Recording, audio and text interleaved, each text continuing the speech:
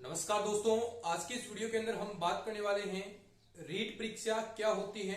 संपूर्ण जानकारी हम आपको इस वीडियो के अंदर बताने वाले हैं कि रीट क्या है, रीट परीक्षा देने के लिए क्या योग्यता चाहिए, रीट में पास होने के लिए कितने अंक चाहिए, रीट पेपर पूरा टोटल किस प्रकार का पेपर होगा, कितने सब्जेक्ट होते हैं, कितने क्वेश्चन आते हैं, कितने आपको अंक चाहिए न्यूनतम, और जो न्यू रीट है क्या वो इस साल होने वाली है या नहीं होने वाली, संपूर्ण जानकारी आपको इस वीडियो के अंदर बताने वाले हैं। लेकिन उससे पहले जिसने भी चैनल को सब्सक्राइब नहीं कराया चैनल को सब्सक्राइब कर लें, क्योंकि दोस्तों इस तरह की यूजफुल वीडियो हर वैकेंसी से संबंधित इस चैनल पर आपको मिलती है। कोई भी आपका डाउट है किसी भी वैकेंसी को लेकर तो कमेंट जरूर कीजिएगा, उस पर एक स्पेशल वीडियो हम आपके लिए बना देंगे ताकि आपके डाउट्स दूर हो जाएं। तो चलिए शुरू करते हैं आज की इस वीडियो को। तो सबसे पहले हम बात करते हैं कि रीट क्या होती है। तो देखिए, रीट एक grade third, only third grade शिक्षक के लिए, जो आपका ग्रेड थर्ड होगा जिसके अंदर लेवल 1 और लेवल 2 होता है। 1 से 5 तक जो प्रारंभिक शिक्षक है लेवल 1 कहलाता है, और जो 6 से 8 तक है वो लेवल 2 का शिक्षक कहलाता है। तो एक पात्रता परीक्षा है, इससे केवल मात्र आप ग्रेड थर्ड के ही शिक्षक लग पाएंगे, ग्रेड थर्ड के ही शिक्षक लग पाएंगे। सेकंड ग्रेड के अंदर ऐसा नहीं होता, लेकिन फर्स्ट ग्रेड के अंदर सेट परीक्षा होती है। तो ये केवल मात्र पात्रता परीक्षा है। फिर अगर हम बात करें रीट परीक्षा देने के लिए क्या योग्यता होनी चाहिए, क्या अपीयरिंग वाला भी दे सकता है या नहीं दे सकता, इसके बारे में भी हम बात करेंगे। तो सबसे पहले इसके योग्यता की अगर हम बात करें तो सबसे पहले आपके पास न्यूनतम 50% से आपके पास 12th होना चाहिए। फिर उसके बाद आप देखिए 3-4 चीजें हैं। एक तो आप बीएससी बीएड कर सकते हैं, यानी जो बीएससी बीएड बीए बीएड जो 4 साल का कोर्स होता है आपका, इंटीग्रेटेड 4 साल वाला कोर्स है, वो करेंगे। तो जो 4th ईयर वाला है, जो अपीयरिंग के अंदर है, वो परीक्षा दे सकता है और वो इसके अंदर शामिल भी होगा। न्यूनतम अंकों की भी हम बात करेंगे, कितने अंक में आप उत्तीर्ण हो जाएंगे। तो एक तो जो 4th ईयर है बीए बीएड बीएससी बीएड, यानी ये लेवल 2 का शिक्षक बनेगा, के लिए पात्रता परीक्षा देगा। अभी मैंने ग्रेड थर्ड के लिए यानी थर्ड ग्रेड का टीचर कैसे बनना है, इसकी भी वीडियो एक स्पेशल बनाई थी मैंने कि थर्ड ग्रेड का टीचर कैसे करेंगे। उसके लिए आपको रीट पास करना जरूरी है, तो वो रीट के बारे में आपको बता रहा हूं, ना कि थर्ड ग्रेड शिक्षक के लिए अलग पैटर्न है, उसके अंदर नेगेटिव मार्किंग भी होती है, उसके अंदर और भी बहुत सारी चीजें हैं, उस पर स्पेशल वीडियो मैंने बना रखा है। ये तो केवल मात्र पात्रता के बारे में आपको बता रहा हूं, ठीक है।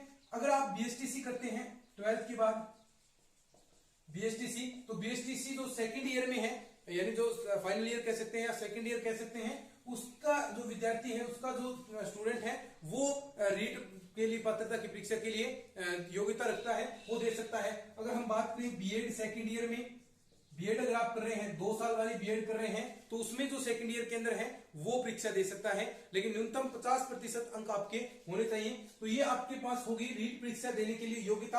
अगर एज लिमिट की बात करें तो एज लिमिट 18 से 40 ईयर है। तो ये जो सारी योग्यताएं हैं सिर्फ एक प्रकार से नॉर्मल है, और सबको थोड़ा बहुत इसके बारे में आइडिया होता है, नहीं है तो भी मैंने आपको इसके बारे में बता दिया।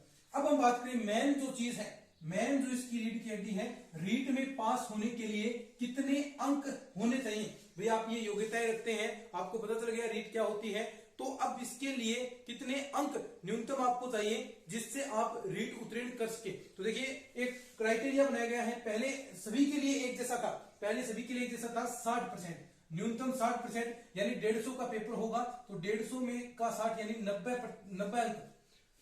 एक नंबर का क्वेश्चन होता है, 150 क्वेश्चन आते हैं, 150 में से अगर आपके 90 अंक हैं तो आप जनरल कैटेगरी से पास आउट हैं। लेकिन उसके बाद ये रूल चेंज कर दिया।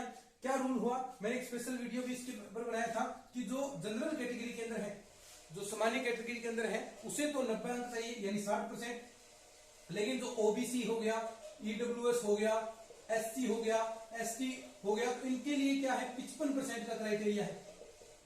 55% यानी लगभग 82 अंक वाला पास है। तो इसमें 82 नंबर अगर आपके आते हैं तो आप पास हैं। और भी बहुत सारे जो शहरी जनजाति क्षेत्र हैं उनके लिए 40% भी कहा गया है। विडो कैटेगरी है उनके लिए भी न्यूनतम अंकों में बहुत सारी 40% दी गई है। किसी को 75 नंबर चाहिए, 50% चाहिए, तो यानी ओवरऑल ये कैटेगरी वाइज है। लेकिन जो मेन चीजें हैं जो ऑलमोस्ट जो कैटेगरी के अंदर आते हैं वो इन्हीं कैटेगरी के अंदर आते हैं। तो 90 नंबर तो जनरल वालों को, ओबीसी, ईडब्ल्यूएस, एससी, एसटी, इनको 82 नंबर 150 में से लाने हैं, तभी आप ग्रेड थर्ड शिक्षक के लिए योग्यता रखते हैं। उस परीक्षा में बैठने के लिए आपको सर्टिफिकेट दिया जाता है रीट का, जो आपकी जिला मुख्यालय पर आपको मिलता है। वहां पर आपको जो रीट का सर्टिफिकेट है वहां से मिलेगा। फिर उसके अंक जब आप ग्रेड थर्ड का फॉर्म भरते हैं तो उसके अंदर लगाए जाते हैं, तब आप योग्य होते हैं।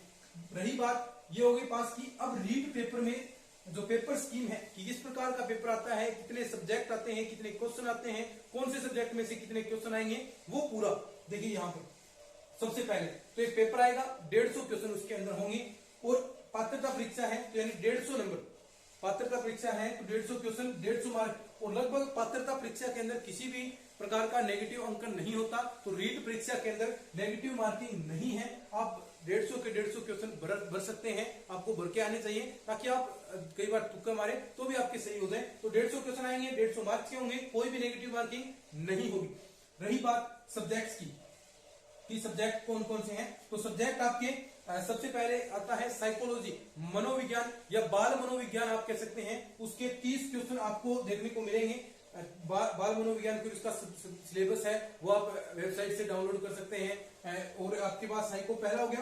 फिर होता है आपकी लैंग्वेज फर्स्ट, पहली लैंग्वेज का चुनाव करना आता है। आप कोई सी भी लैंग्वेज ले सकते हैं जो आपके विकल्प में दी होती है, हिंदी, संस्कृत, इंग्लिश, उर्दू, यानी पंजाबी, जो भी आप फर्स्ट लैंग्वेज प्रेफर करते हैं वो आप ले सकते हैं। तो लैंग्वेज फर्स्ट। लेकिन लैंग्वेज सेकंड क्या होगी, जो फर्स्ट आपने ले ली वो आप सेकंड में नहीं ले सकते। यानी आपने मान लीजिए सपोज दैट हिंदी आपने फर्स्ट लैंग्वेज ले ली, तो अब आप सेकंड लैंग्वेज हिंदी नहीं लेंगे, दूसरी लेंगे हिंदी से। और लगभग हिंदी लेते हैं तो लगभग संस्कृत ली जाती है, क्योंकि इसका जो ग्रामर है दोनों का वो लगभग सेम सा होता है, तो ज्यादा उसमें कोई फर्क नहीं होता। तो हिंदी लेता है वो लगभग संस्कृत। और लैंग्वेज में 30 क्वेश्चन आते हैं, लेकिन इसके साथ साथ इसमें 15 क्वेश्चन, लगभग ऑलमोस्ट 14-15, लगभग 15 क्वेश्चन इसमें ये आते हैं। टीचिंग मेथड, शिक्षण विधियां, यानी आप किस प्रकार भाषा को सीख सकते हैं, किस प्रकार भाषा को आप पढ़ाएंगे, हिंदी को किस प्रकार पढ़ाया जा सकता है, तो इसकी टीचिंग मेथड्स आएगी। किस प्रकार के आप कौन कौन सी शिक्षण विधियां इसके अंदर काम में ली जाती हैं, बहुत सारी आएगी। आगमन, निगमन, यानी बहुत सारी भाषा संश्लेषण विधि, व्याकरण अनुवाद विधि, भाषा अनुवाद विधि, तो यानी बहुत सारी विधियां लैंग्वेज फर्स्ट के अंदर, यानी जो टीचिंग मेथड्स हैं उसके अंदर आती हैं। लैंग्वेज सेकंड, इसके अंदर भी ऐसा ही होगा, 15 क्वेश्चन। उसके जो सब्जेक्ट आपने लिया, संस्कृत लिया, तो उसकी टीचिंग मेथड्स आपको पढ़ने पड़ेंगे, तो ये भी लैंग्वेज सेकंड होगी। सब्जेक्ट, मान लीजिए आप साइंस मैथ से हैं, तो साइंस मैथ आपके पास है, तो 30 क्वेश्चन तो आपके पास साइंस के आएंगे। साइंस के अंदर 30 क्वेश्चन साइंस में आपका केमिस्ट्री हो गया, फिजिक्स हो गया, बायोलॉजी हो गया, उसके क्वेश्चन आएंगे 5-5, तो उनके क्वेश्चन हो गए। लगभग इतने आते हैं, ज्यादा बायोलॉजी के 7-8 क्वेश्चन आ जाते हैं, और थोड़ा बहुत इन्वायरमेंट से चीजें भी पूछी जाती हैं। तो लगभग जो 20 क्वेश्चन है वो आपके फिजिक्स, केमिस्ट्री, बायोलॉजी से आएंगे। 10 क्वेश्चन इसके टीचिंग मेथड के हो गए, यानी इसको किस प्रकार आप पढ़ाएंगे। ऐसे ही मैथ्स आप ले रहे हैं, यानी साइंस मैथ है तो मैथ आएगा। मैथ के अंदर 19-20 क्वेश्चन तो प्योर मैथ के आएंगे, और 10 क्वेश्चन आपके टीचिंग मेथड्स के आते हैं। 10 क्वेश्चन किसके आएंगे, टीचिंग मेथड। तो ये आपका पूरा पेपर स्कीम हो गया है कि किस प्रकार आप तैयारी करेंगे। ठीक है। रही बात न्यू रीट की, तो न्यू रीट जब ये सरकार ने आजीवन घोषणा की थी कि रीट जो पात्रता परीक्षा है वो आजीवन चलेगी, यानी एक बार जिसने रीट पास कर ली तो उसको दोबारा परीक्षा देने की कोई जरूरत नहीं है, और साथ में हर साल हम परीक्षा करवाएंगे। ऐसा कहा गया था कि हर ईयर रीट परीक्षा होगी, जिससे एक बार उत्तीर्ण करना है, फिर ये इसकी वैलिडिटी है वो आजीवन रहने वाली है। तो ऐसा कहा गया था, लेकिन हो सकता है कि जब आपकी वैकेंसी आए रीट, तो उसके आसपास इससे 6 महीने पहले रीट करवाई जाए, हर साल नए करवा कर, तो ऐसा भी हो सकता है। लेकिन जो ऑफिशियल नोटिफिकेशन आया था उसके अंदर इस प्रकार की बात कही थी कि आजीवन इसकी वैधता रहेगी और हर ईयर रीट परीक्षा होगी। तो यानी निश्चित तौर पर रीट की जो भर्ती है, लगभग 12,000 थर्ड ग्रेड शिक्षक की 12,000 पदों पर घोषित हो चुकी है। तो रीट परीक्षा का आयोजन होगा, पहले आपको इसकी तैयारी करनी चाहिए, क्योंकि इसके अंदर जो मैन होगा, यहाँ पर देखिए आपकी साइको तो उसके अंदर आएगी, थर्ड ग्रेड शिक्षक के अंदर आएगी, लेकिन हिंदी संस्कृत वहां पर नहीं आएगा। तो ये चीजें भी आपको तैयार करनी पड़ती है। यानी जो भी आप लैंग्वेज लेते हैं, लैंग्वेज फिर ग्रेड थर्ड के अंदर नहीं आती। सब्जेक्ट आपका आता है तो सब्जेक्ट आपका यहीं पर तैयार हो जाएगा, सेम टू सेम सिलेबस रहता है, कोई भी उसके अंदर फर्क नहीं पड़ता। तो यानी ओवरऑल आपके लिए चीजें बेस्ट है। ग्रेड थर्ड शिक्षक का आप सपना ले रहे हैं तो आप बेहतरीन तरीके से सबसे पहले रीट परीक्षा उत्तीर्ण कीजिए, फिर ग्रेड थर्ड की तैयारी कीजिए। ग्रेड थर्ड के अंदर फिर बाद में आपके जीके भी एक जो चीज है वो जुड़ जाती है। यहाँ पर जीके आपको देखने को नहीं मिलेगा, यानी जो सब्जेक्ट से हैं, साइंस मैथ से हैं, तो वहां पर जीके नहीं मिलेगा। लेकिन जो अगर आपके सामाजिक सब्जेक्ट हैं तो उनके लिए तो सब कुछ जीके के बराबर ही है, तो वो चीजें आपको अपने सब्जेक्ट के अकॉर्डिंग पता चल जाएगा। तो मेरे ख्याल से आपको ये वीडियो अच्छा लगा होगा। इस वीडियो को साझा जरूर कर दीजिएगा।